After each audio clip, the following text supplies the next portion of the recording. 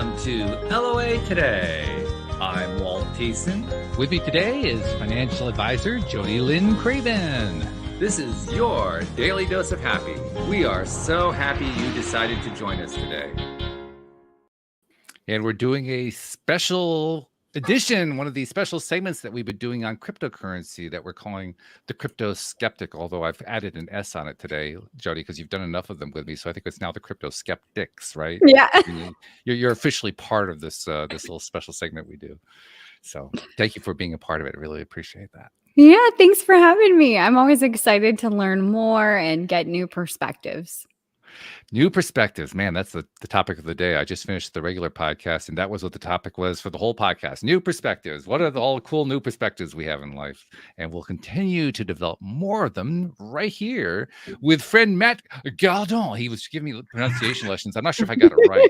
Perfect. That's perfect. Was that good? Okay. Yep. Matt, for those entire community know Matt because he's one of the original I think you kind of like founded the whole thing with David, didn't you? Pretty much. No. I mean, I would have loved to, but I was involved very early on, and you were an early adopter then.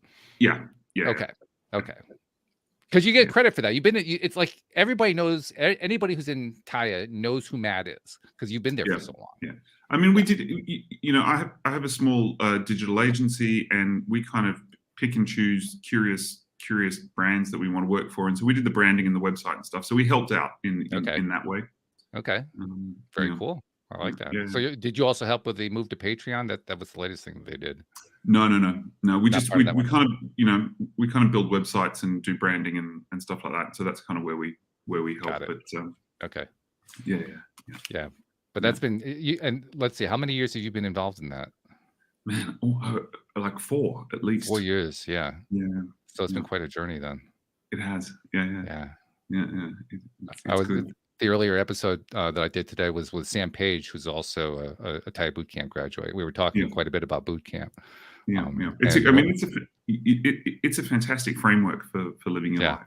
As you know. Oh yeah.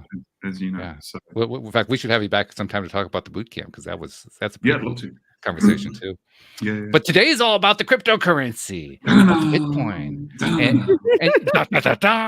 and you actually gave us a good formula to start. So we're going to just start with what you started about talking about before we got the show started. You made a very good point, which is that it is the ultimate form of energy. We often think about money these days, particularly in these circles, of money being energy, and cryptocurrency, it's electrical energy. There's nothing else to it, which is a great point that you were making. I like that. Yeah. It was a realization I had during a meditation actually, and it was just like, this is the next, it's just the next incarnation of money, and it moves in a way that is very much how energy moves, and I think collectively, the world is kind of evolving towards a more sophisticated understanding of how things really are, and we do live in an energetic realm, and something that's physical is just matter slowed down, moving very, very, very slowly. This is, I'm just going to change. Yeah, this is energy in the slow lane. In the slow lane. But it's still, it's actually at its core, it's electronic charges of atoms held together that vibrate slowly. Yeah. And so that's one of the things I find exciting about the concept of cryptocurrencies in general. And I think we should probably have a little bit of an agreement on what they are. That's a topic all by itself. We could spend a whole show on that one. Yeah. And look, 99.9% of it is. Am I allowed to swear? Oh, people have said all kinds of things in the show. I tend to keep it clean, but that doesn't mean guests do. So do what you want. 99% of it is bullshit. Okay, and it's not going to be there, and you are going to get ripped off. And I've been scammed, and I've got some investments at the moment that it looks like I will lose. And that's part and parcel of the game. Just like Jodie Lynn, just like in traditional finance, there are hundreds of scams and people get ripped off all the time, and that's why regulation is so tight, right? Mm-hmm. Everyone wants an easy buck. Yep. Sure. They want that 100,000% return. Yeah. Or in Tara's case, 20% return. Just doesn't. How do you it's hard to manufacture that out of thin air. Mm-hmm. And I think so there's all that stuff, right? But the technology is groundbreaking, and the application of it has some really fundamentally life-saving uses. If you just talk about the top 10, or the ones that are really kind of invested in doing something in real life, they are providing a utility and a value that didn't exist 15 years ago. And I don't know how technical we want to get, but the way Bitcoin calculates So for me, the biggest groundbreaking thing about using blockchain as a means of payment, right? The blockchain is basically just a transparent database. Okay, right. That's all it is. Mm-hmm. It's a transparent database that everyone can see every transaction, and no one can change a transaction once it's on there. So you can't have fraud, right? All of a sudden, we now have a technology that you can't be fraudulent with, that you can use to exchange value. And we've never had that in the history of mankind. Mm-hmm. So just for that, you should be curious about it. Okay. Just for that, you should be like, whoa, wait, hang on. I can't rip someone off with this.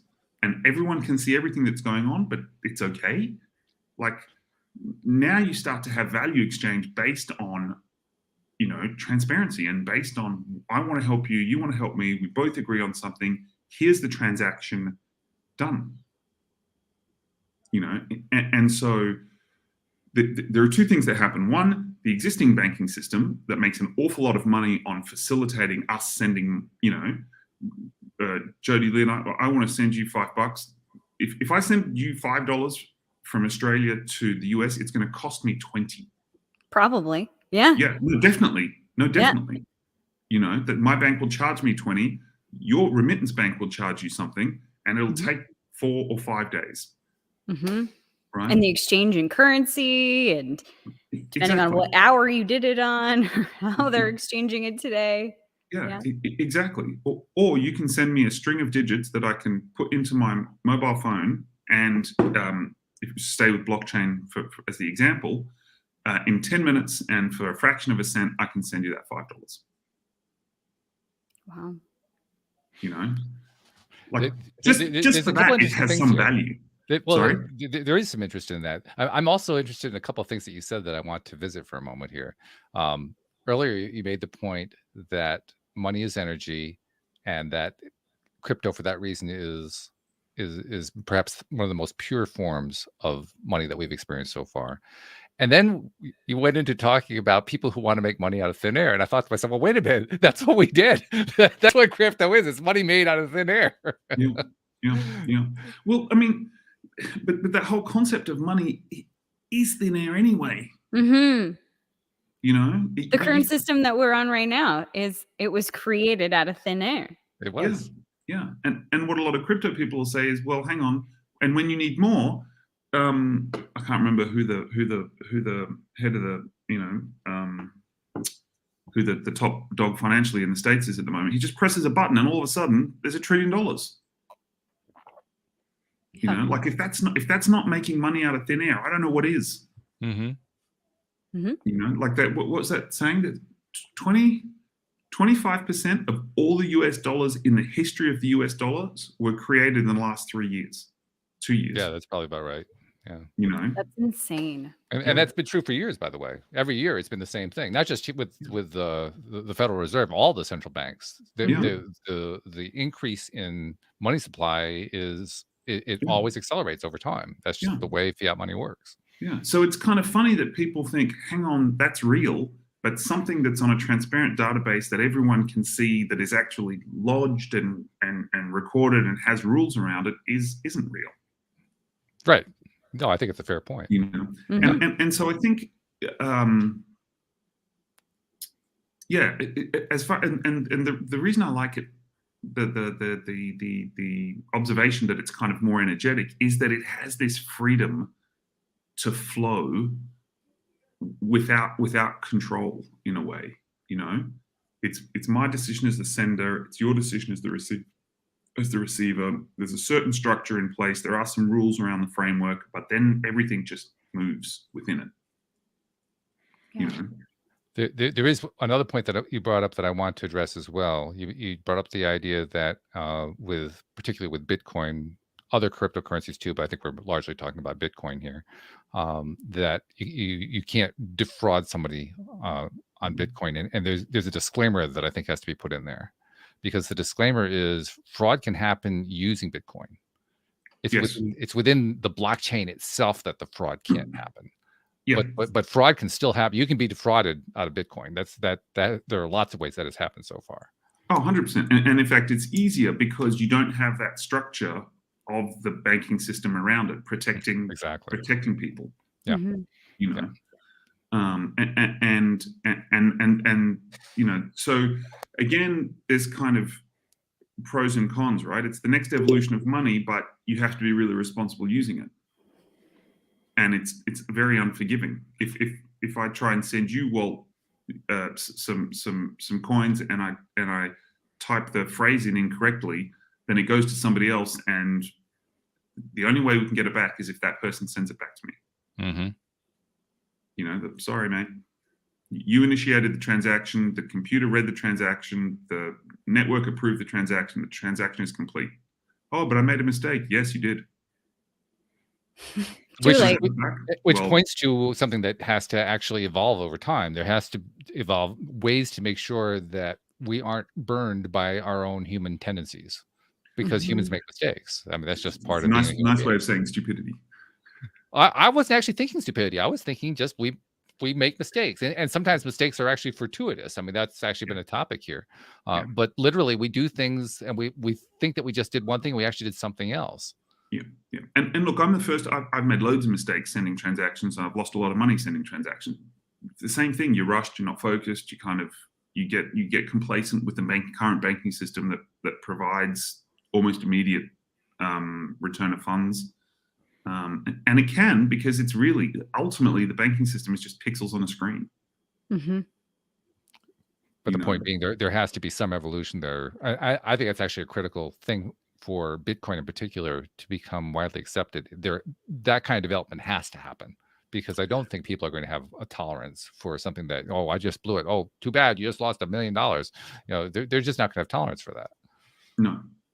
And I think, well, yeah, no, they're not. And I think eventually it will. I think eventually where it will happen is, like today, you know, we're talking in 3 different parts. I mean, Jodie, are you in New York as well, or? No, I'm in Canada. Yeah, see, so like we're in 3 different countries, right? Instantly talking to each other, and we're not the slightest bit concerned about how the TCP/IP packets are sending bits of data across the thing. Yeah. You know? And I think that's what will happen with cryptocurrencies in whatever they will become the form of settlement on the internet. And you know, for example, you know, in 10 years' time, we're having this show, and it's a donation-based show, and we've worked out a fee for splitting our appearances on this show, and that fee's been put into a smart contract, and everyone's agreed it. And at the end of the show, all the donations collected will automatically be distributed. That's where it's heading, you know, and that's it. And if we make a mistake on the percentages of that distribution, then they will be distributed that way, you know. But it's going to be that, and then ultimately it kind of lends itself to, well, if a computer can control value and money and stuff, isn't that the best way to have a universal basic income? You know, tie those concepts together, because I think that for many people, and I think this is probably true for me up until a few years ago, money and income are not the same thing. Yeah. And I think, I mean, Can we come back to that? Because there's one point I want to make Sure. about Bitcoin beforehand that I think is quite important. All of us have the exorbitant privilege of being able to invest Bitcoin purely speculatively and hope we make money on it. Mm-hmm. Right? And I think that's a privilege that we kind of take extremely for granted. But for a lot of people, Bitcoin is a lifeline. You know, if you're one of the, and there's a number of quite famous examples. Most recently, there was a kid leaving the Ukraine. Suddenly, all the banks, you know, like Saturday morning, you're at a nightclub, your life is fine. Yeah, there's some shit on the news about, you know, Putin's going to invade. Monday morning, they're dropping bombs, and you can only take $25 out of the ATM. Mm-hmm. You know, bang, that's it. Right. So it's irrelevant how much you have in your bank account. You can only take out $25. You know, and there was a kid who had managed to get some Bitcoin, managed to make an agreement with somebody in Poland. Said, "Listen, I've got Bitcoin. I got it on my hard disk, on my USB key. If I get to you in Poland, will you give me some, you know, whatever the currency is over there? Yes, I trust you. Okay." He's walked away with, you know, life savings that no one else could. You know, Right. It's an interesting point. Yeah. There's the farmer in Zimbabwe whose inflation is, you know, $9,000 a year.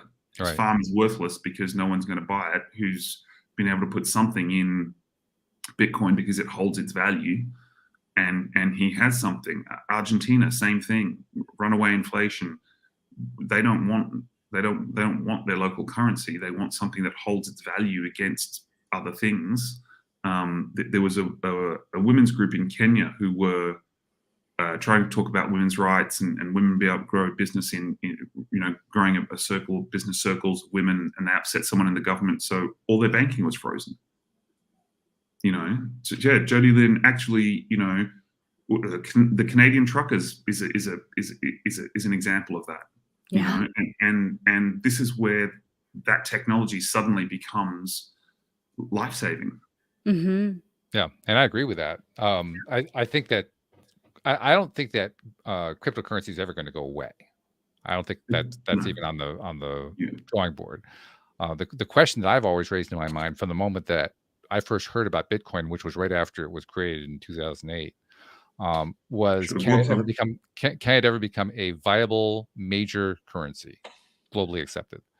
And that's what I still have doubts about. But I agree. There are so many use cases where cryptocurrency and plus crypto technology in non-currency situations is going to play really interesting roles that we can't even fathom yet because it's still in the development phase. And yeah, there's going to be a lot of cool stuff, including, you know, being able to deal with extreme situations like the ones that you dealt with. Definitely, there's value to be had there. Yeah, I mean, we're doing some work with a client at the moment who have a fantastic program that incentivizes people in Africa to take their AIDS medication. Mm-hmm. You know, and because they're using the blockchain to document and ledger that, and they reward people through a token that's based on the blockchain. One of the biggest reasons why people in Kenya don't take their AIDS medication is because they can't take the time off work. They can't afford to take the time off work to go to the doctor to get the medication. Yeah. And so what this system does is download the app, sign up with your doctor. We'll pay you to go to the doctor and take your medication. Document that you take your medication. We collect the data and we on-sell the data to government bodies. So everyone wins. I win because I get paid to take my medication. The doctor wins because this patient survives. The government wins because they have data to see on how stuff's working. And the company wins because it's making a clip from the people who can afford to pay for it. This reminds me of something. Back around 30 years ago, the internet, of course, was just barely beginning to get started, hadn't really caught on in any big way. And particularly in Africa, other developing countries as well, but many countries in Africa, one of the major problems that they had was a lack of timepieces because people didn't have watches. They didn't have clocks. So things like AIDS medications, you mentioned AIDS, you know, there's timing mechanisms. There's a regimen that you have to follow. You have to take this, and then after this period of time, you have to take that. They couldn't do it. So even if they were given the medications, they couldn't get the value out of the medications because they had no way to take a measure of time. And now we live in an era where virtually the entire planet has smartphones that has clocks built into it. Yeah. I'm Yeah. thinking, whoa, what a transition that's been. Yeah. And funnily enough, Africans are far more advanced with electronic payment systems than we are. Sure, but well, they have a lot of incentive for it. Yeah. But There are a lot of countries that are just their central banking systems are in some cases not bad, in other cases they're abhorrent. So of course they're looking for alternatives. But they've kind of communication technology has arrived, and they've kind of leapfrogged us in other ways. So Yeah. So That's like mind blowing to think about the possibilities when it comes to getting paid for things that have been previously unimaginable. Like I never thought about that AIDS medication. And in my mind, as you're going through the story, I'm thinking like, why do they want to pay them for this? Like what is the driver to this? Oh, it makes sense they're getting data. And I think, that is really applicable to, the developing nations as well. As we get Facebook and Instagram and all of these things, there's all of this data mining that is happening. And at what point, I know this is kind of off topic, but at what point are people starting to turn and say, no, that's mine. And if you want it, you're going to have to pay for it. And it's going to be a similar system as what you were talking about with Africa. Yeah. And data you can trust, right? And I know it's mine because that's my number assigned to me, and everyone can see that that's me. So you can't do this Cambridge Analytica stuff again where it's a bad analogy, but you can't take somebody else's identity because the identity is assigned to you, and every transaction is recorded and can't be changed. That raises an interesting question, and I don't know the answer to it. I'm thinking maybe you might. One of the reasons that many people are liking the idea of blockchain is just what you described. It can be a permanent, unchangeable medical record, but by the same token, people want to have privacy where medical records are concerned, and I don't know how that's being addressed. Do you know how that's being addressed? Well, yes, because what they do is they anonymize the data. So your wallet address is a string of numbers, and it's broken into I'm not exactly sure how the cryptography works, but it's broken into two sets. There's the public key and the private key. And so if you want to pay me something, I share my public key and you send it to my public key. If I want to use it, I have to have the private key. Right, but so that, to me, that doesn't actually address the issue from the way I see. I mean, I understand the idea of a public key and private key. Like you have an IT background, so I get that part. But to me, the big issue there isn't whether or not it's encrypted. The issue is who has access to the private key. Because if you're going to be working with anybody who's in healthcare, they're going to have access. They got to be able to see the data. That's the point. Yeah, you can see all the data, but you can't change or move anything with it unless you've got the private key to make a transaction. But the point is, people want their private data to be private. But can you see? So here's what I'm thinking of. Let's say you work with a health provider who's kind of an off the grid health provider. Somebody who's they're not an official doctor or something like that, and they get access to your data, and now all of a sudden they've got the data, so they're going to start spreading it around. They're going to resell it. They're going to do crazy things with it. That to me is the nightmare that many people have where computerized medical data is concerned. It isn't so much, is it in a blockchain? It's that people can trade it around and they don't have any control over it. Yes, but the concern there is you can trade around that it's my data, right? I go to see you and you know that I have Hep B, right? And I don't want my employer to know that I have Hep B. So if you have data that says, man, mid-40s has Hep B, that's kind of useless. If you have data that says Matt Gardan has Hep B, that's dangerous. Yeah. And so what the blockchain has is it separates me from the data. Yeah, but I don't buy that argument. I don't buy that argument at all, because it's gotten to the point now, and this has been true for like the last 15 years or so. You just need to have one little piece of information about somebody, and you can use that to get all kinds of other information about them. So just having one little piece is all you need. It's not like it's a difficult thing these days for data miners to start piecing the puzzle together from a variety of different sources. No, 100%. Yeah. And that's why phishing is so dangerous, right? Because Absolutely. They're collecting that data that they need to identify you. Yeah. My question would be, how does it work currently? And I know we're all from different countries, but I'm not in the healthcare profession, but I have had, relatives or whatever. When I was going through things, one of my cousins said, I can look that up for you.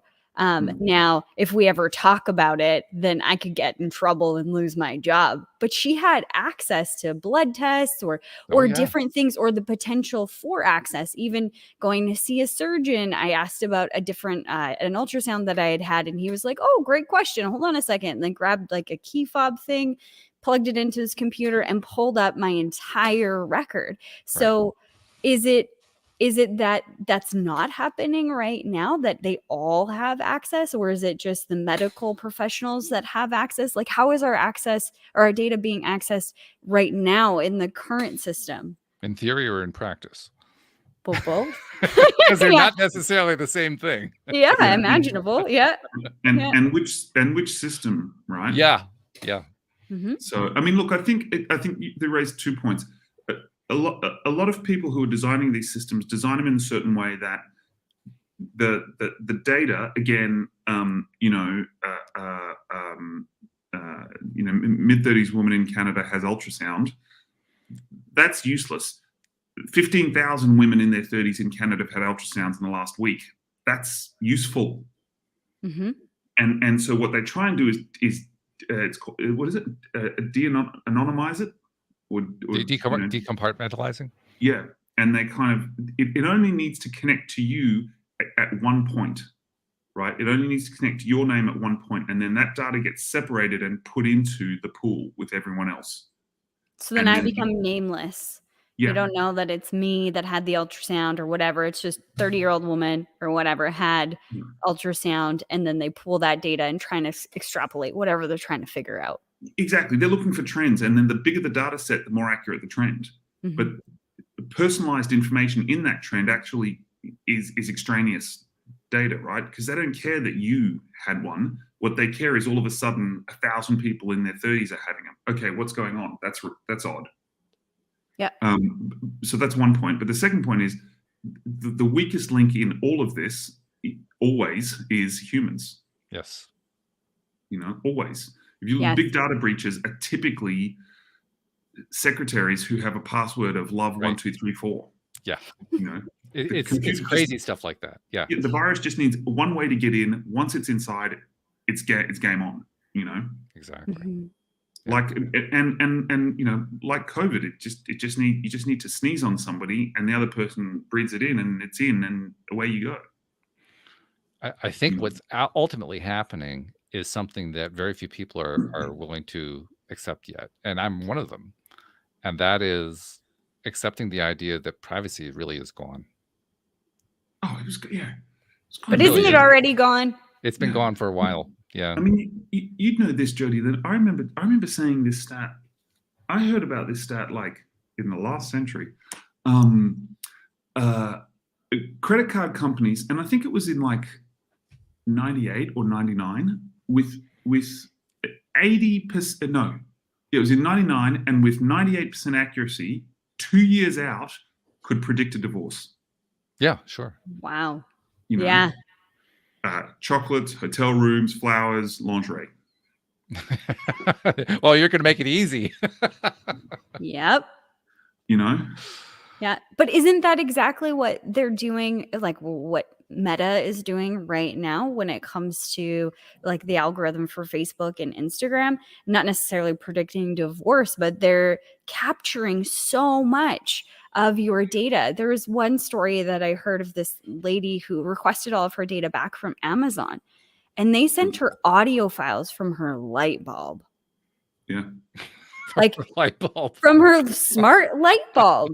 And I used to think those things were really cool, like the hey Alexa, turn on the lights. I thought all of those things were really cool. And then I started to hear stories about that. And it's not that I'm doing anything illegal or immoral that I don't want anybody to see. It's that there is a way higher chance or probability of being manipulated when someone has that much data on you, they can control how you feel or the way that you're seeing a situation, or potentially control. I mean, you still have your own sovereign belief systems and the ability to choose. But I think society has a problem with that right now, thinking constructively or whatever, like being conscious about what they're thinking and the actions, and tying all of that together is something that we're not really taught in this environment today a whole lot. And is more important than ever, right? Yes.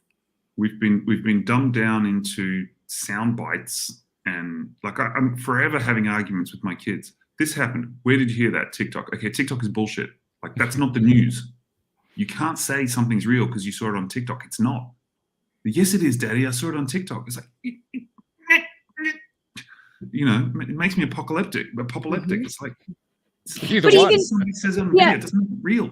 Even the news. Except for this show. This show is real. Yes, this show is real. I hope so. I try to make it real, but you never know.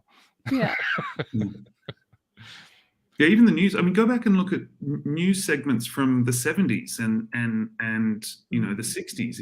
It was tough questions presenting both sides of an argument and letting viewers draw their own conclusion.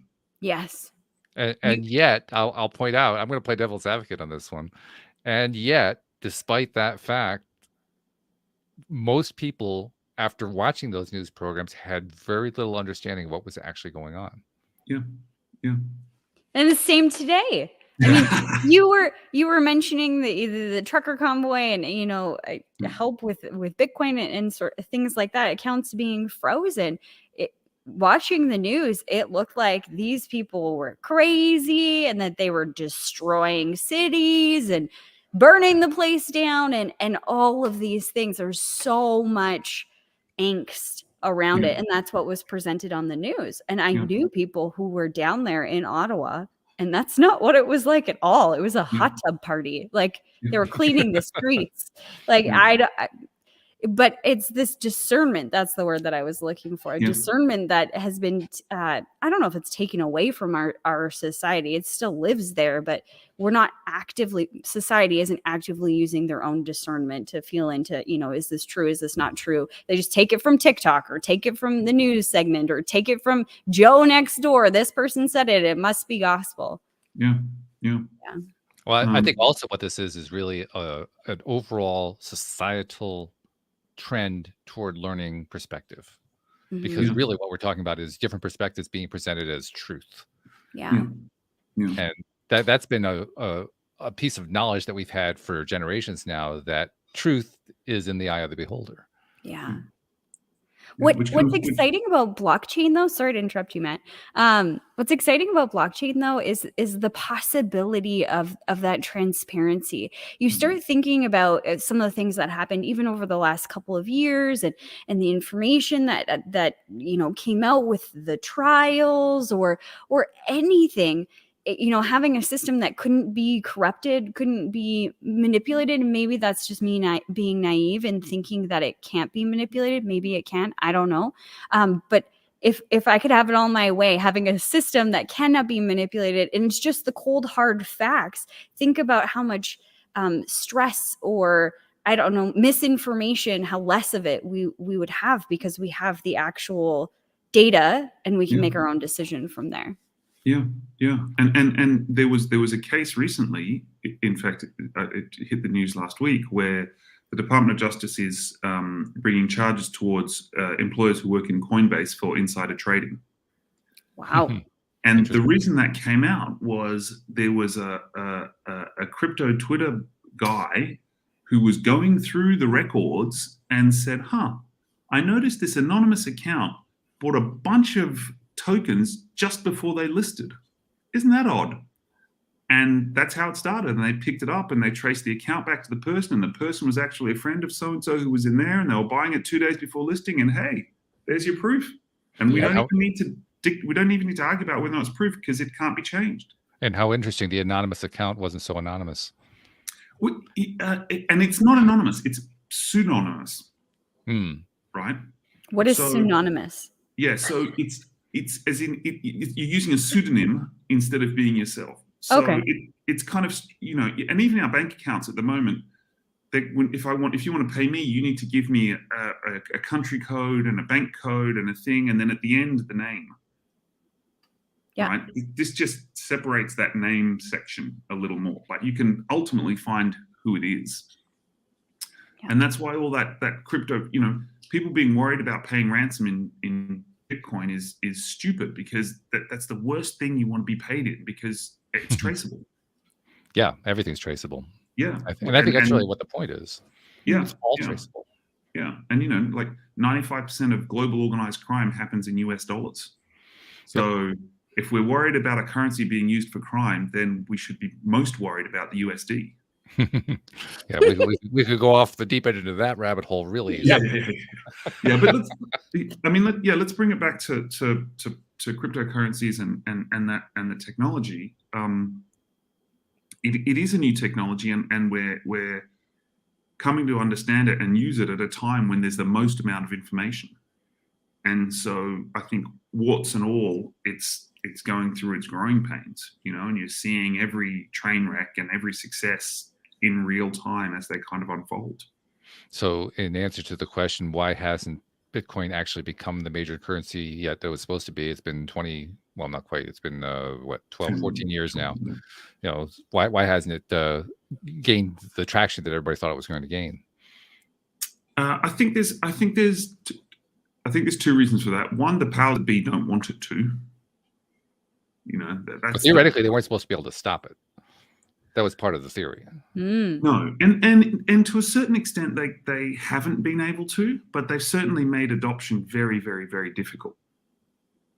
I think it was Panama was about to be the second country in Latin America to adopt Bitcoin as a legal tender, and the IMF was like, no.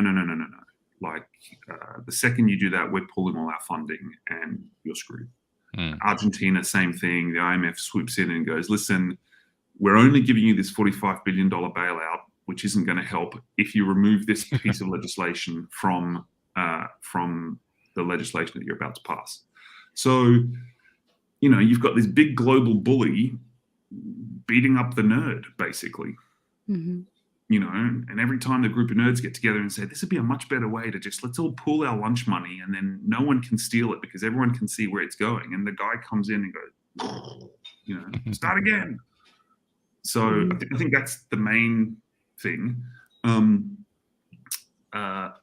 Also, it's kind of the narrative around it has evolved to have different purposes. And I think it's kind of more seen as a store of value now than a transaction. Well, that was the assumption. I'm not so sure it's actually seen as a store of value. The reason I say that is it's transactional pricing compared to other currencies has been wildly all over the place. Yeah. And look, I think we'll come to that bit. And part of the reason it's tanked at the moment is generally everything's tanked. And B, you had lots of big hedge funders who were enjoying they were bringing all their technology from a regulated market to an unregulated market and just going to town. And so now, as it swings up, it also swings down, and they can see it swinging down, and they get out. They're just taking profits, basically. Well, I would say right now Bitcoin is priced, and has been for the last couple of years, as if it were already a global currency, as if we're already a major currency, and it's not. And that's setting up all kinds of opportunities. It's easy to blame a hedge fund because they're big and they got lots of money behind them and a lot of power behind them. But I have to say, well, wait a minute. If it weren't for the fact that Bitcoin has not caught on, they would have a hard time doing what they're doing right now. Exactly. The only reason they're able to pull it off is because it's not a major global currency. Which is exactly what's supposed to happen in a marketplace. If the marketplace, if the intention in the marketplace was for Bitcoin to become a major currency and people bought into it as if it were, and then it's not actually a major global currency, well, it's going to get punished. That's the way a marketplace works. It's supposed to work that way. And look, I think there's two reasons on that. One is the adoption curve is still very much in its infancy, and there is a technological hurdle to usage. Right? You need to today. I need to download an app. I need to cut and paste your code in. I need to have a reasonably high degree of, technical proficiency to send money. Mm-hmm. Whereas the banking system has removed most of that for us, where my mom until a couple of years ago could pay for something with her credit card, right? Just kind of tap, and there you go. So I think blockchain technology will grow to, and the banking industry's had hundreds of thousands, it's had definitely hundreds of years to develop to that level, right? So 10 years into using little gold blocks instead of fruit didn't have global adoption, right? And then it went, what was it? Fruit to seashells to gold to notes. No one wanted notes at the beginning. So what's that paper? I'm going to keep my gold. Yeah, but gold is heavy and it's hard to transact and you can't move it around and it's hard to put in a ledger. This money thing, you just put in your pocket and walk away. We went from that to digital to now trustless, and we're still in that transition phase of this is the next evolution of value exchange. And we need, it's going to change the world for 1,000 years and you want it to be done in 10? Yeah, I think you're making the point for me. You're validating the point that I was making, which is it's not a storehouse of value. A storehouse of value actually retains its value. It's actually trustworthy in a way. Everybody accepts it as being that. Everybody kind of adopts it. We're not anywhere near that with Bitcoin yet. So I actually disagree with the idea that Bitcoin's a storehouse of value. It is theoretical. I could be devil's advocate on this one. Okay. What is truly a storehouse of value? People will lean towards gold and silver, but we know that those markets have been suppressed. And there's documentaries about, gangsters. I'll call them gangsters, drug runner, I don't know, the mafia, whatever, taking, cash, millions and millions of dollars USD to these poor countries that have mines, exchanging for gold, and then bringing it and flooding it into the US market, which is obviously going to have an impact on price. So what, in relation to what is a true storehouse of value, do we have one? I don't think we do. No. And which comes back to the point of, narrative is so important in store of value, which comes back to this is the purest form of money as energy, and energy flows where attention goes, right? So once we land on a narrative that collectively everyone agrees in, value will go up. Did the technology change? No, our belief of it changed. Our shared belief, our shared narrative changed, and we all agreed. Actually, seashells are really cool. That's where it's at. but ultimately, seashells or gold bars or bananas or cryptocurrency, it's the same thing, right? We've just agreed. We just have this belief, a shared common belief that it has value. And that's really the root of the whole thing. Belief. Do we believe that it's money? That's what makes it money. And that to me is the crux of why I doubt that cryptocurrency is going to become what people say, what its advocates say it's going to be, because there are so many factors going on right now in this transition period that supposedly is leading us to a point where it gains global acceptance and global adoption, that I think it's actually going to stop it from gaining that global adoption that they're advocating. And the reason I say that is we have this is something we know in our circles, because we're in like energetic, spiritual, law of attraction kind of circles, right? And we understand the nature of energy. We understand the nature of spiritual energy and how it works, at least to some degree, more than most people do. One of the things that we understand is that the energy, the belief that you have in it actually governs the way it's going to play out. If you have a level of belief that's strong, it's going to play out in favor of whatever that thing is that you're believing in. If your level of belief is weak, you're likely to get something not in the same ballpark as what you're looking for. So when I look at the globe right now, when I look at the world right now and how the world interacts with and understands and accepts or doesn't accept, or in some way believes or doesn't believe in cryptocurrency, I see one factor after another that says, no, not buying into it. No, not getting it. Not interested. No. And there is a social collective energy that we in our circles know about. There's like this shared energetic energy of knowledge that kind of it's how a lot of knowledge actually circulates among humankind and the rest of existence as well. That is building up a huge library, if you will, of all the reasons to think that cryptocurrency is not a currency and can't be trusted as a currency and is not a storehouse of currency. So the question I have to keep asking over and over and over again is, why should we expect that's going to change? It's a very good question. I think there's two reasons. First of all, logically, it's very, very, like, we're 10 years in. You know, can you give us another 20 years, please, Walt? I can give you a 50, 100. I don't think it's going to make a difference. But the second thing is, let's use a comparison that we're all familiar with. Let's compare LOA to Newtonian physics, right? Okay. Like, scientists say that's all bullshit. All your hockamamie hippie, you light another candle, grab another crystal, off you go. It's kind of the same comparison, right? I'm over here in the real world where I can touch and feel things and where, you know, Newton's 3 laws govern my existence. And you're over there in the hippie land thinking you can just dream up stuff and it'll happen. It's the money version of law of attraction. I agree. Sure. Mm-hmm. Do you think LOA isn't going to go anywhere? I don't think it's the right question. I think the question that you're really trying to ask is, do I think that LOA is going to gain global acceptance? Yeah, sorry, yeah. Good point. And the answer is no, I don't think so. Mm. I don't think it's a bad thing.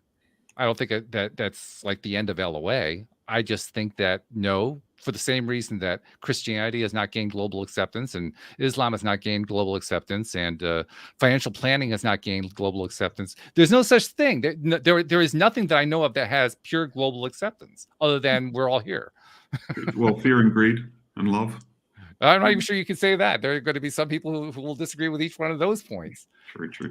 We live in a world. We live in a world where there are so many different perspectives. This is why I keep coming back to perspective. There are so many different perspectives, so many different ways of understanding things. I think we're long past any possible realm where there can be global agreement on anything. Mm. Then does it need to be? That's a much more interesting question. Yeah. You know, the other thing I would say on cryptocurrency is I think where it's going to have a huge advantage is the internet is slowly eating the world, right? This is Yes. a form of technology that is kind of almost globally adopted. Right. Right. And and cryptocurrency has the potential to ultimately be the most efficient way to transfer value on the top of those internet rails. Possibly. And so that's where I think it will leapfrog traditional currency. And we will only know when we get there. Yeah. I keep coming back to the thing that I struggle with cryptocurrency is I think that getting the IMF, World Bank, like Bank of International Settlements, all of those players on board and the government on board too, because I think using a crypto like Bitcoin, where it has there's only so many of them, so that's what creates the store of value or the appearance or whatever you want to call it, a store of value. We'd have to rein in all of the politicians around the world. Like, you actually have to budget now. Good luck. I don't know that they're going to want to do that. And then when it comes to like the IMS and the Bank of International Settlements and all of the Federal Reserves around the world, they're relinquishing a lot of control. And I could see them piggybacking off of crypto and like the excitement of crypto and using that to launch the digital dollar. And maybe when people, because I think that it's very dangerous. This is my personal opinion, whether it's right, wrong, or whatever. And I'm not stuck on it, so I can be swayed. But I'm nervous about the digital dollar happening and how much control the government 100%. would actually have in that way. So maybe that happens and it blows up, and then people are like, "Hey, let's do something that actually works," and then they shift to crypto. I could see that eventually happening, maybe on that side, but I could see it working in a private, like person to person. Like, Matt, if you had something that you wanted from me or whatever, and you wanted to give me dollars, we could exchange it, and no one can tell us we can't. It works on that person to person, or that private person to private person level. So I think a lot of our social circumstances would have to change, the way that we purchase things, where we purchase them from, maybe, and maybe that's a good thing. Maybe we come back to localization or communities and people coming together to help one another, like your neighbor or whatever. And it's not, Joe Buccalardi's grocery store, aka Walmart, or McDonald's that you're now getting your food from. It's now the next door neighbor who's growing peas, and there's that exchange there. I could see potential for that. But I think that a lot of things have to change, and I don't trust that the governments will relinquish their control and say, sure, have at it. Yeah, the phrase you kept coming to my mind was the Jungian phrase, what you resist persists. And there's a whole lot of resistance going on here in a whole lot of different directions. There is. I mean, we live in fascinating times. This is a real historical, seismic historical moment, Agreed. I mean, the other thing is, at the moment we live in a relatively free world with a waning superpower that espoused individual freedom, right? The guys coming after the US are much less concerned about individual freedoms than the US was, and the Chinese have already won, right? It's not a question of whether or not they will, it's a question of when they will be the dominant superpower. Like they did it 20 years ago when no one was paying attention, and so do you want access to a independent means of exchange when you live on a planet that is much more coercive and controlled than it is today? It's a great point, because ultimately I think what happens is, in any of these scenarios that we're painting here, and that's what we're really doing, we're painting scenarios, is we're also asking ourselves, how does the population respond? Or how do segments of the population respond? And there's going to be a wide range of responses, but some of them are going to be inclusive of some form of cryptocurrency. That's going to happen. Yeah. And I think you and I'm a nerd, right? Like, I'm excited about the tech. That's what I like about it. It's like, so cool. You can do it now. You couldn't do it before. This is like the future. The kids are like, oh God, not Bitcoin again. Used to be all energy. Now it's all Bitcoin. It's like, don't you see? I'm like that meme, with the guy like. Oh, that's funny. I love that. I love it. Yeah. So good. And I think. I think you're right. There is that kind of, again, we're so privileged to have won the, skin color lottery, to have won the geography lottery, to have won the time in history lottery, and to just be experiencing this time where we've got the luxury to spend an hour on a call with each other discussing philosophy, really. Yeah. And I think you need, Jodie, and to your point, you need that balance. Governments aren't bad. You do need them for stuff. Like, somebody's got to build the roads, somebody's got to run the buses. All that stuff is useful. I've got European heritage, very strong socialist tradition in my country, and it's kind of, there's huge benefits to that. There are huge benefits to that. I think where it starts to get really interesting is, imagine a world where money isn't controlled by men, and obviously there are some women, but by and large it's, stale, pale and frail white men who control the financial systems. Yes. And who do it badly. Really. I mean, if it's, there's enough wealth for everyone to be prosperous, why isn't everyone prosperous? Well, actually, I want to address that, because I've had this thought going on in my head now for a few minutes while we've been talking here. And I'm going to put out to you something that I've already mentioned to Jodie Lynn previously, and I've mentioned to one other guest on the program here too. I honestly believe, crypto or non, take crypto out of the conversation in terms of it. Let's go crypto. Let's just think broadly about currency and money. I really am more and more every day feeling very strong that we're going to be thinking about money differently just 10 years from now. Yes. Just very, very differently and with very different levels of emphasis. I honestly believe, and I don't know exactly how this is going to happen, but I honestly believe that 10 years from now, money is going to be a lot less of a topic. It's going to be a lot less important. And I can't explain why I think that. I have little bits and pieces that are forming into a theory, but it's not coherent yet. Well, I think people are starting to realize that it's not a green piece of paper anymore. That's part of it. Yeah. They're starting to see, and the internet has created a global marketplace where, we can exchange ideas and value, and then go and get, have something on our phones. I think the first thing is, in 10 years' time, there'll be much less paper money. Oh, sure. Right? Well, there already is much less. Yeah. It'll all be on here, and so all of a sudden, it's been abstracted even further, and it just kind of happens in the background. Mm-hmm. And that's why I think like a universal basic income or a universal wage would be fantastic. And I was having a discussion with somebody about this recently, and it's like, I don't think it should cover all your needs. I think it should cover your basic, right? You shouldn't have to worry about rent anymore. You shouldn't have to worry about nutritious food, and you shouldn't have to worry about transport. Those three things are now covered by the universal basic wage. And if all you want to do is sit at home on the floor and have, enough nutritious food to be healthy and to get around, you can do that.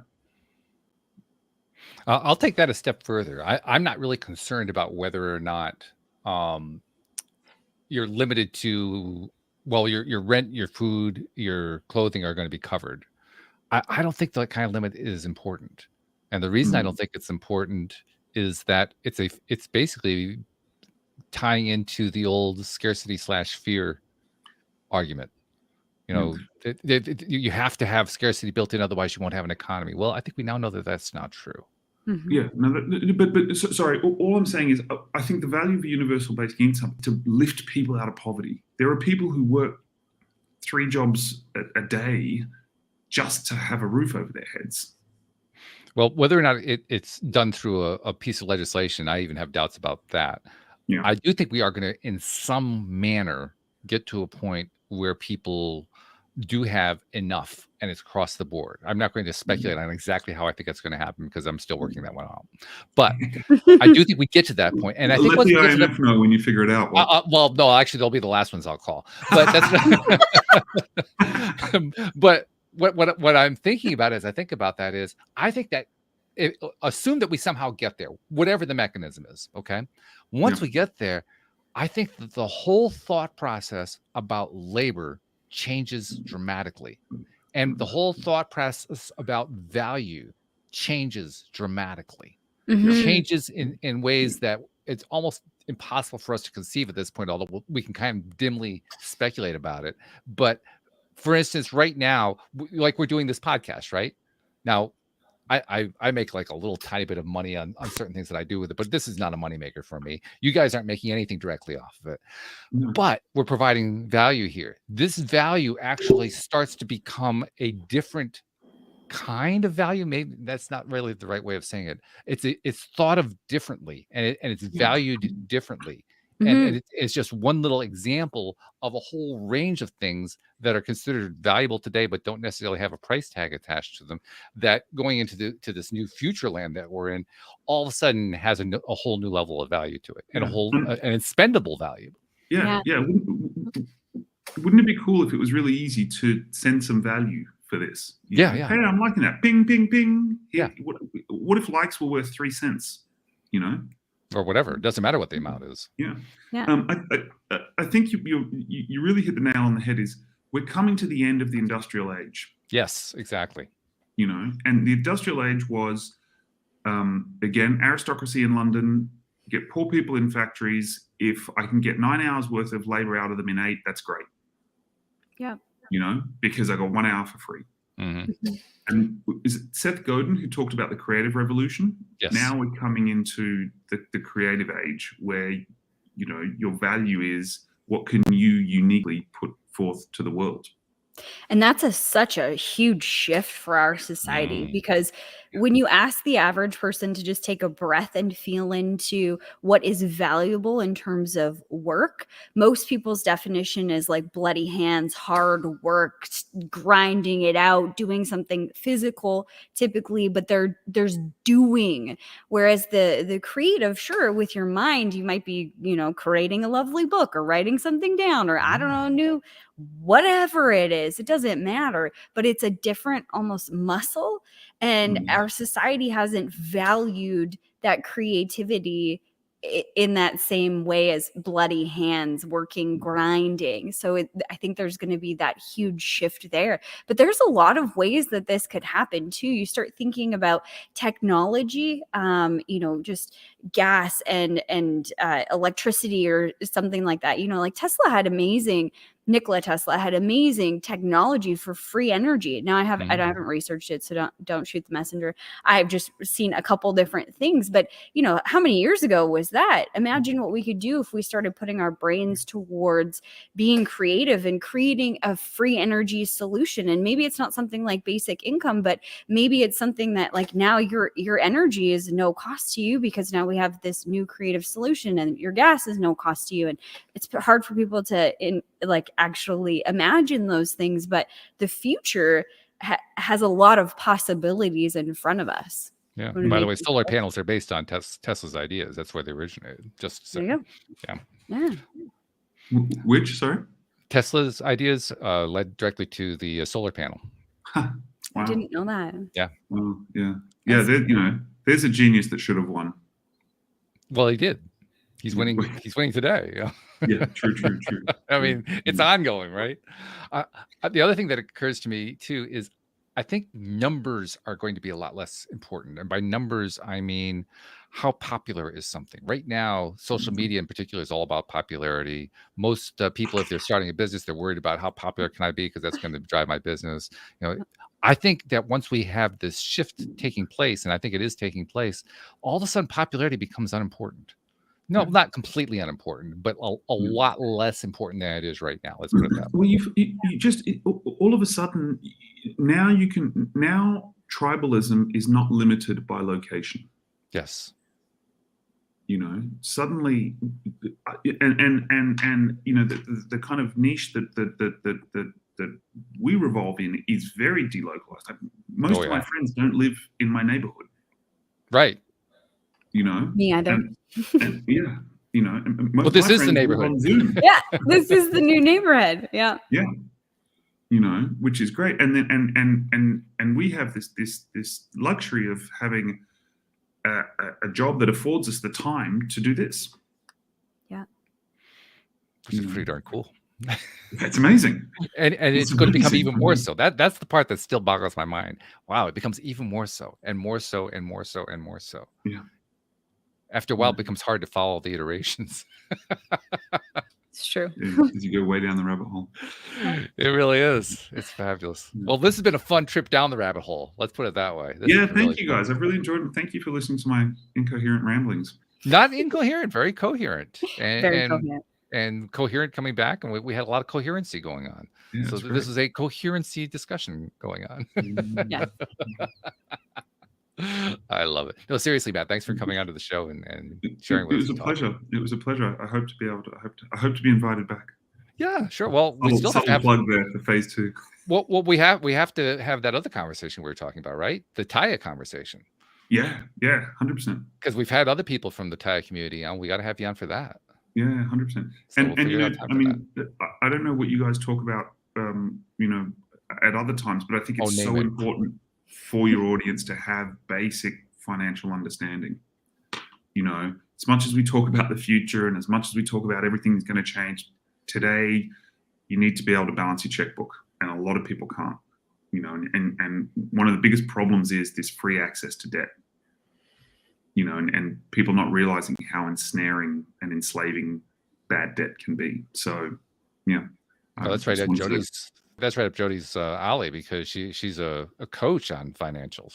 I mean, I don't know. Do you ever talk about balancing checkbooks, Jodie? We never really talked about that part of it, but I mean, In not my really. brokerage business, yes, that Mhm. it's all about the budget and where we get the money from, and what they're doing and how can we rearrange some things, and then the products that they need to support that transition. On the coaching side, it's more the energetic side of how you feel when you're spending that money, what the money is going to, Mhm. how you have created the perception in your mind that I don't have enough, and then how that is actually impacting the reality that you're creating and how to shift away from that. Mm. That's an Wow. interesting balance too, because you're having to deal with both worlds, really. Yes. It is an interesting day when I have brokerage business and coaching in the same day, because it's a different muscle completely. I use a lot of things towards one as I do the other. But it's definitely a different sense, like frame of mind. I'm kind of like all business and numbers, and like put the glasses on, get my calculator out because I'm awful at math. So, but You that's just one want to hand. hear that from your financial advisor. Yeah, I'm that's so right. awful at math. I'm really good at a spreadsheet. That's all that matters. But you must see some similarities between successful businesses have people who have a successful mindset. Mhm. You know, you can be, yeah. And then and abysmal businesses are people who have hectic mindsets or this mindset of lack, right? Mm. Yes. If only I had another client, if only I could sell more of this, if only. And the successful people are like, okay, how are we going to do this? You know? Yeah. Let's figure out how we get that extra client, or, thinking about the possibilities of it. Yeah. Even for individuals and families, the mindset matters. I always tell this story, Matt, that, in my brokerage business, what led me to coaching was I would free up $1,000 a month for families. And it wasn't once, it was multiple times. Build a plan, sign all the documents, dot the I's, cross the T's, everything for them to be in a wildly different position in a year or two from now, and then go back and they were in a worse position. And that intrigued me because I could see it in myself, how I would do that on different levels. My credit card balance would go to the same amount, my bank account balance, I would just repeat these patterns. And I knew that there was this energy behind money. And that's what led me into coaching, was learning all of that. Wow. It's that thing, you can give a poor person $1 million, 2 years later they'll be poor. Yes. You know. So it raises the question, why are they poor?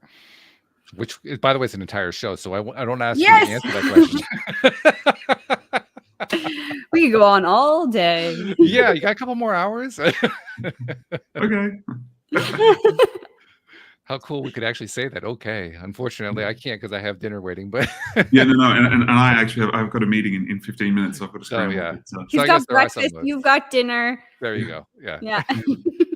Hey, what we do know is we had a wonderful dinner of the soul and of the mind. So thank you once again for being a part of that.